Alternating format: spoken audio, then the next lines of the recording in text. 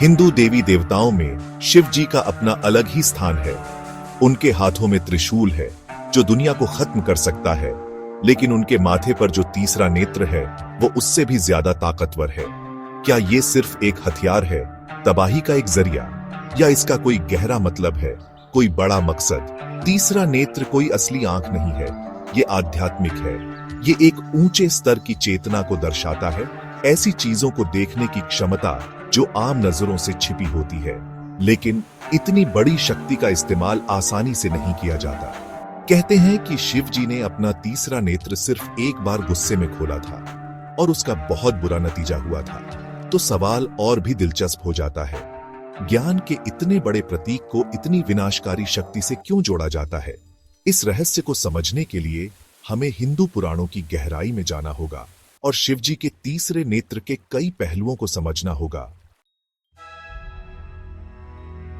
कई प्राचीन ग्रंथों में शिव जी के तीसरे नेत्र को अपार शक्ति और ज्ञान का स्रोत माना गया है।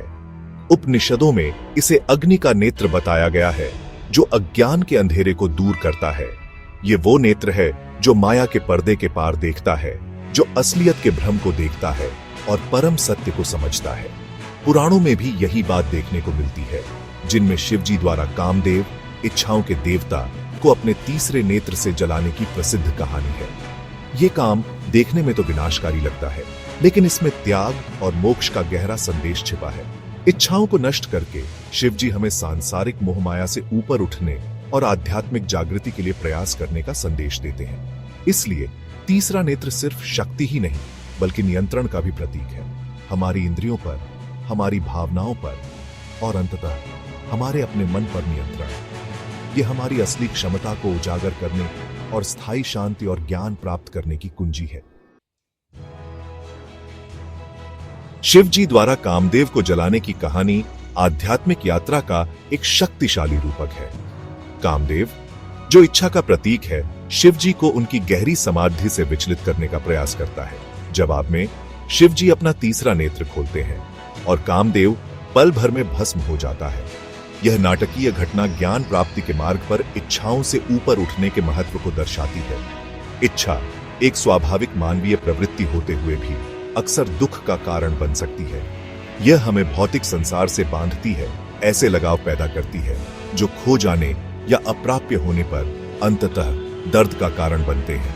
शिव जी का कामदेव को जलाने का कार्य ऐसी इच्छाओं से खुद को अलग करने और आंतरिक शांति और ज्ञान विकसित करने पर ध्यान केंद्रित करने की आवश्यकता का प्रतीक है। हालांकि यह त्याग उदासीनता या अनभिज्ञता के बराबर नहीं है।